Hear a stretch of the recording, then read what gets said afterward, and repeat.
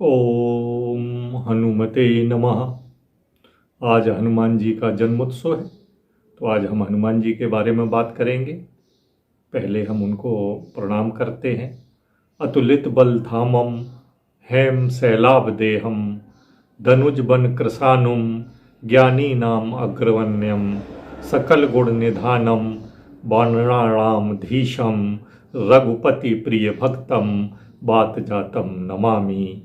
अतुलित बल के धाम, सोने के पर्वत सुमेरु के समान शरीर वाले दैत्य रूपी वन का ध्वंस करने के लिए अग्नि रूप, ज्ञानियों में अग्रगण, संपूर्ण गुणों के निधान, वानरों के स्वामी श्री रघुनाथ जी के प्रिय भक्त पवन पुत्र श्री हनुमान जी को हम प्रणाम करते हैं। ऐसे हनुमान, ऐसे वीर महावीर बजरंगबली को हम प्रणाम करते हैं। एक बार प्रभु राम जी ने श्री हनुमान जी से पूछा कि हे पवन पुत्र, आप कौन हो? तब हनुमान जी ने उत्तर दिया, द्रे दृष्टया तू दासोहम, जीव दृष्टया त्वमेव अंश का, आत्म दृष्टया त्वमेवाहमति, मैं निश्चिता मति इति निश्चितकम मत मतमयम।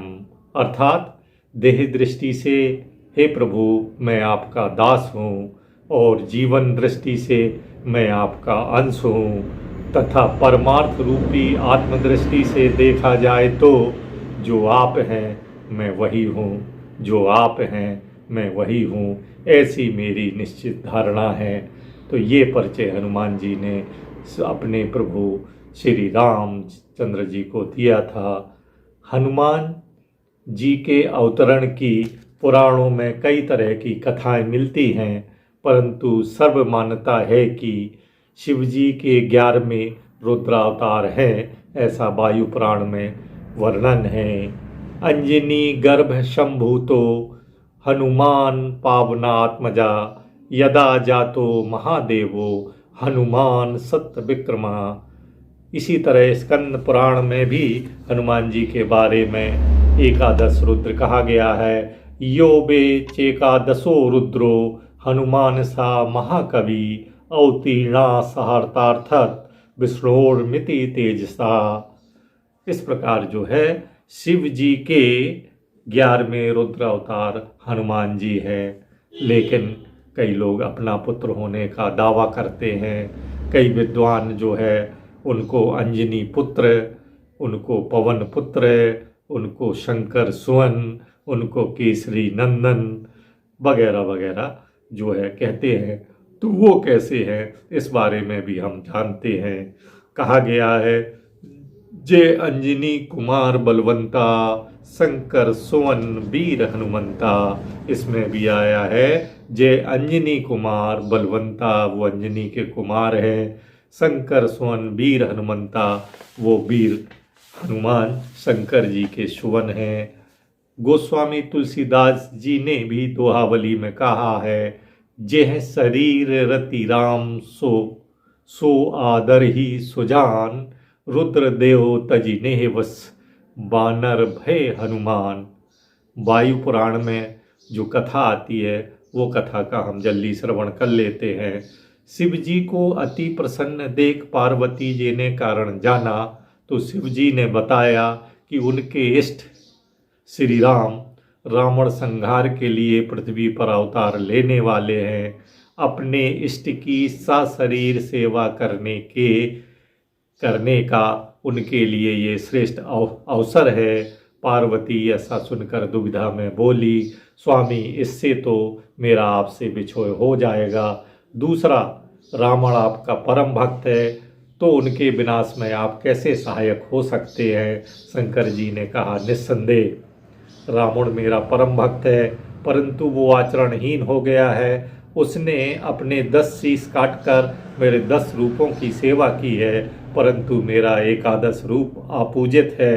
अतः मैं उस 10 रूपों से तुम्हारे पास रहूँगा और एकादश रुद्र के अंशावतार रूप में अंजना के गर्भ से जन्म लेकर अपने इष्ट श्री राम द्वारा रावण के विनाश का मैं सहायक बनूंगा। ये उन्होंने कथा पार्वती को बनाई। अंजना के गर्भ से मैं जन्म लूँगा, ऐसा शंकर जी ने बताया। अब ये अंजना कौन है? अंजना देवराज इंद्र की सभा में पुंजकिस्थला नाम की अप्सरा थी, जिसको ऋषि शाप के कारण पृथ्वी पर वानरी बनना पड़ा।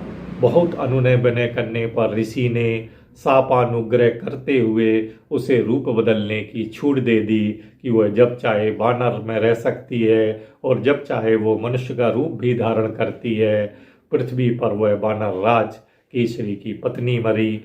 अपने संकल्प अनुसार शिवजी ने पवनदेव को याद किया। क्या संकल्प था? कि मुझे अंजनी के गर्भ से अवतार लेकर अपने प्रभु श्री राम जी की सशरीर सेवा करने के अवसर के लिए जो रुद्र रूप में जन्म लेना है, इस संकल्प के अनुसार शिवजी ने पवनदेव को याद किया तथा उनसे अपना दिव्य पुंज अंजना के गर्भ में स्थापित करने को कहा। एक दिन जब केसरी और अंजना मनुष्य रूप में उद्यान में विचरण कर रहे थे, उस समय एक तेज हवा का झोंका से अंजना का आंचल सिर से हट गया और उसे लगा जैसे कोई उसका स्पर्श कर रहा हो। उसी समय पवनदेव ने शिवजी के दिव्य पुंज को कान के द्वारा अंजना के गर्भ में स्थापित करते हुए अंजना जी से कहा, हे देवी, मैंने तुम्हारा पतिव्रत भंग नहीं किया है। तुम्हें एक ऐसा पुत्र रत्न प्राप्त होगा जब जो बल और बुद्धि में विलक्षण होगा तथा उसका कोई सामना नहीं कर सकेगा। वह श्री राम, प्रभु श्री राम का परम प्रिय बनेगा। अपना कार्य संपूर्ण कर पवनदेव जब शिव जी के सामने उपस्थित हुए, तब उन्होंने प्रसन्न होकर उनसे वर मांगने को कहा। शिव जी ने कहा, वर मांगो। तो पवनदेव ने स्वयं को अंजना के पुत्र का पिता कहलाने का सौभाग्य मांगा और शिव जी ने तथास्तु कहा। इस प्रकार शंकर सुवन केसरी नंदन, जो केसरी के पुत्र हैं, वो शंकर सुवन शंकर के पुत्र हैं।